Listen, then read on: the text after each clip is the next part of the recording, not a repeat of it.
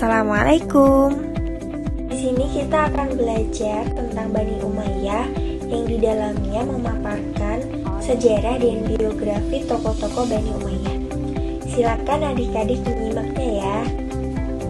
Dinasti Bani Umayyah. Dinasti ini merupakan dinasti yang memerintah kekhalifahan Islam setelah masa Khulafaur Rasyidin. Dinasti ini memerintah dari tahun 661 Masehi hingga 750 Masehi.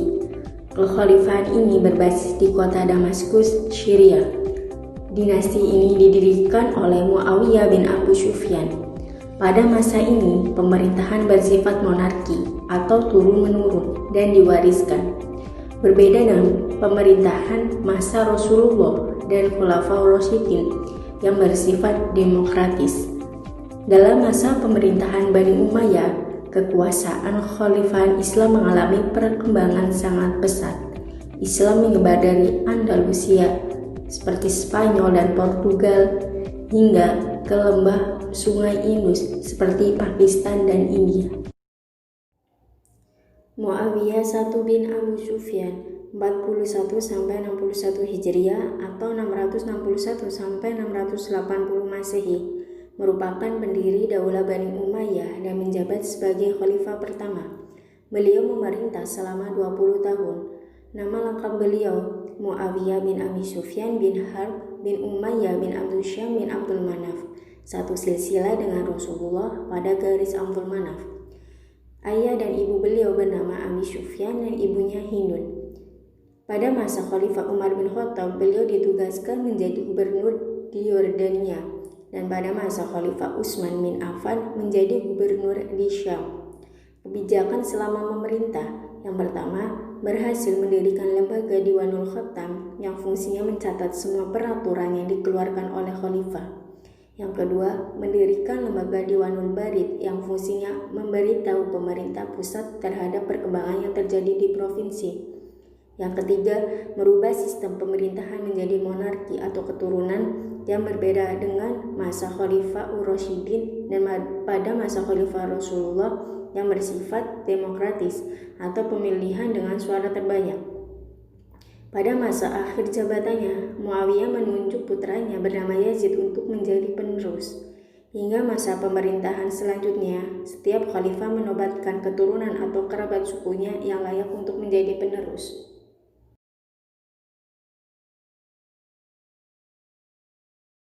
Yazid I bin Muawiyah menjabat pada 61-64 Hijriah atau 680-683 Masehi, merupakan khalifah kedua dan diangkat pada usia 34 tahun, anak dari Muawiyah I bin Abu Sufyan.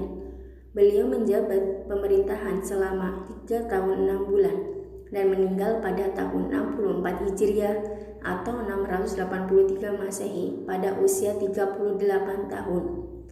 Kebijakan selama memerintah: Yazid mencoba melanjutkan kebijakan ayahnya dan menggaji orang yang membantunya, memperkuat struktur administrasi negara dan memperbaiki pertahanan militer Syria sebagai basis kekuatan Bani Umayyah, memperbaiki sistem keuangan dengan mengurangi pajak dari beberapa kelompok non-muslim dan menghapuskan konsesi pajak yang ditanggung orang Samara sebagai hadiah untuk pertolongan yang telah disumbangkan di awal penaklukan Arab.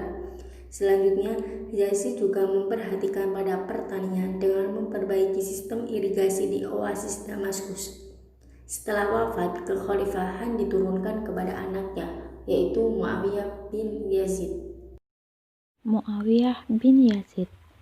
Muawiyah bin Yazid bin Muawiyah bin Abu Sufyan memiliki kakek bernama Muawiyah bin Abu Sufyan. Beliau menjadi khalifah pada bulan Rabiul Awal tahun 64 Hijriah. Selama pemerintahan, beliau mengalami sakit sehingga tidak pernah keluar kamar dan belum pernah mengimami sholat untuk rakyatnya. Masa kekhalifahan beliau sekitar 40 hari. Ada pula yang mengatakan 2 bulan, bahkan 3 bulan saja. Marwan bin Al-Hakam. Marwan bin Al-Hakam bin Abdul As merupakan khalifah keempat. Beliau cucu dari Abdul As dan sepupunya Utsman bin Affan. Setelah terputusnya keturunan Muawiyah, maka kursi kekuasaan beralih pada Bani Marwan. Mereka menganggap bahwa Marwan bin Hakam tepat untuk mengendalikan kekuasaan. Sedangkan pada saat itu kondisi pemerintahan sedang tidak stabil dan banyak perpecahan dalam bangsa Arab. Beliau juga pernah mengikuti Perang Jamal bersama Sayyidah Aisyah. Abdul Malik bin Marwan. Abdul Malik bin Marwan bin Hakam bin Abdul As lahir pada bulan Ramadan tahun 23 Hijriah. Beliau meninggal pada tahun 86 Hijriah pada usia 60 tahun. Masa pemerintahan berlangsung selama 20 tahun 8 bulan, dari tahun 66 sampai 86 Hijriah. Beliau pernah diangkat menjadi gubernur Madinah oleh Muawiyah ketika berusia 16 tahun dan dilantik pada tahun 685 Hijriah. Al-Walid bin Abdul Malik. Al-Walid diangkat menjadi khalifah pada tahun 86 Hijriah. Walid bin Abdul Malik adalah putra dari Abdul Malik bin Marwan. Beliau memiliki kerajaan yang sangat luas karena diwarisi oleh ayahnya. Masa pemerintahan Al-Walid adalah masa kemakmuran, ketentraman, dan ketertiban. Semua umat Islam merasa hidup bahagia pada saat itu. Pada masa pemerintahannya, ada peristiwa yang sangat besar, yaitu perluasan wilayah kekuasaan dari Afrika ke barat daya benua Eropa pada tahun 771 Masehi. Sulaiman bin Abdul Malik. Sulaiman bin Abdul Malik bin Marwan bin Hakam bin Ash dipanggil dengan nama Abu Ayyub. Dia lahir di Madinah pada tahun 54 Hijriah. Dia merupakan saudara Walid bin Abdul Malik, khalifah sebelumnya. Abu Ayyub diangkat menjadi khalifah pada tahun 97 Hijriah pada umur 42 tahun. Pada saat akhir masa pemerintahannya, dia memanggil Hijaz, dan kemudian Umar bin Abdul Aziz diangkat menjadi penasihat yang memegang jabatan wazir besar. Pada masanya, terjadi jihad untuk menaklukkan Konstantinopel dan wilayah yang lain. Barang-barang yang diambil zalim pun dikembalikan olehnya. Pada awal pemerintahannya, beliau mewajibkan sholat sesuai waktunya. Sulaiman mengakhiri pemerintahannya dengan menunjuk Umar bin Abdul Aziz sebagai penggantinya dan menjadikan Yazid bin Abdul Malik sebagai khalifah sesudah Umar bin Abdul Aziz. Masa pemerintahannya selama 2 tahun 8 bulan. Umar bin Abdul Aziz. Umar bin Abdul Aziz bin Marwan bin Hakam bin Abdul Ash merupakan sepupu dari Khalifah Sulaiman bin Abdul Malik. Dia menjabat sebagai khalifah pada umur 37 tahun. Dia sangat terkenal adil dan sederhana. Ia ingin mengembalikan corak seperti zaman dahulu, yaitu seperti Khulafatul Rasyidin. Umar memberi kebebasan kepada penganut agama lain untuk beribadah menurut kepercayaan dan keyakinannya masing-masing. Meskipun pemerintahannya sangat singkat, Umar mampu menjalin hubungan baik bersama Syiah. Kedudukan Mawali atau orang Islam yang bukan dari Arab disejajarkan dengan Muslim Arab yang lainnya. Ketakwaan dan keteladanannya patut dicontoh. Ia selalu berusaha mengutamakan kebahagiaan rakyatnya. Yazid II bin Abdul Malik 102 sampai 106 Hijriah atau 720 sampai 724 Masehi. Yazid bin Abdul Malik bin Marwan bin Hakam bin Abdul As merupakan sepupu dari Khalifah Umar bin Abdul Aziz. Ia lahir pada 71 Hijriah. Selama masa pemerintahan sebagai Khalifah ke-9 Bani Umayyah, ia patuh terhadap kebijakan Umar bin Abdul Aziz. Akan tetapi hal itu tidak berlangsung lama karena banyak penasihat yang tidak setuju terhadap kebijakan yang diterapkan oleh Umar bin Abdul Aziz. Yazid bin Abdul Malik wafat pada usia 40 tahun dan masa pemerintahannya berlangsung selama 4 tahun. Hisham bin Abdul Malik 106 sampai 126 Hijriyah atau 724 sampai 743 Masehi. Hisham bin Abdul Malik bin Marwan bin Hakam bin As merupakan saudara kandung dari Yazid bin Abdul Malik. Ia menjabat sebagai khalifah kelompok non-muslim dan menghapus konsesi pajak yang ditanggung orang-orang Samara sebagai hadiah untuk pertolongan yang telah disumbangkan di awal penaklukan Arab. Yazid juga memberikan perhatian kepada petani dan memperbaiki sistem irigasi di oasis Damaskus. Beliau wafat dalam usia 55 tahun dengan memerintah selama 20 tahun. Al-Walid II bin Yazid II memerintah pada tahun 126 sampai 127 Hijriah, yang mana beliau merupakan keponakan dari Khalifah Hisham bin Abdul Malik, khalifah sebelumnya, dan anak dari Yazid bin Abdul Malik. Pada masa pemerintahan dan dinasti Umayyah mengalami kemunduran. Ia memiliki perilaku buruk dan suka melanggar norma agama. Dan beliau wafat dalam usia 40 tahun karena mati terbunuh. Yazid III bin Al-Walid memerintah pada tahun 127 Hijriah atau 744 Masehi, yang merupakan khalifah soleh, khalifah yang paling adil selain Umar bin Abdul Aziz. Namun, pada kekuasaannya pernah terguncang dikarenakan beberapa peristiwa politik, seperti tersebarnya fitnah dan terjadi perselisihan. Dari nama Yazid III berawal dari sejarawan yang sering menulis nama tersebut dikarenakan sebagai sosok ketiga bernama Yazid yang menjabat sebagai khalifah Daulah Umayyah pada usia 46 tahun. Kebijakan-kebijakan yang pernah dilakukan diantaranya: pertama, mengurangi jumlah bantuan sosial dan mengembalikan pada anggaran biasa, seperti masa Khalifah Hisham bin Abdul Malik. Dan hal ini biasa dikenal dengan julukan An-Naqis, yaitu sang pengurang. Masa pemerintahan Yazid berlangsung selama 16 bulan, tetapi semakin hari tak menentu. Gerakan Abbasiyah sejak beberapa tahun terakhir mulai berani unjuk diri.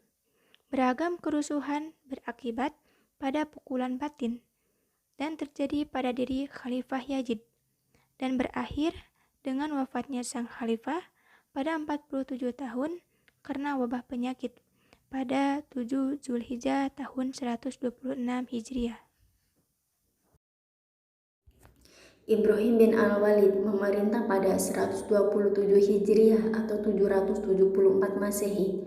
Beliau menjabat selama 3 bulan dan wafat pada 132 Hijriah. Beliau diangkat menjadi khalifah tidak memperoleh suara bulat di dalam lingkungan keluarga Bani Umayyah dan rakyatnya. Karena itu, keadaan negara semakin kacau dengan munculnya beberapa pemberontak, salah satunya Marwan bin Muhammad. Tidak hanya menolak baiat, Marwan mengirimkan 80.000 pasukan dari Armenia ke Suriah untuk menghancurkan kekuasaan Ibrahim bin Al-Walid.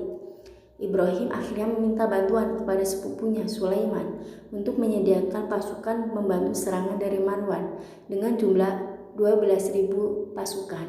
Perang saudara pun terjadi, tetapi para pasukan Sulaiman mengalami kekalahan dan akhirnya Ibrahim menyerah. Ibrahim dengan sukarela mengundurkan dirinya dari jabatan khalifah dan mengangkat baiat terhadap Marwan bin Muhammad. Selama memerintah, beliau menerjemahkan buku-buku filsafat Yunani ke dalam bahasa Arab. Hal ini mengakibatkan lahirnya golongan mutakalimin seperti Mu'tazilah, Jabariyah, dan Ahlu Sunnah.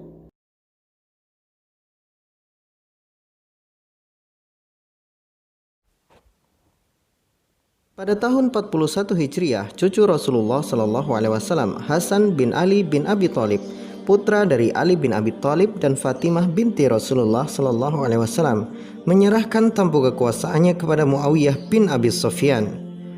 Penyerahan kekuasaan ini dianggap sebagai satu-satunya jalan untuk meraih kedamaian dalam Islam dan terhentinya perselisihan dan pertempuran darah sesama kaum muslimin.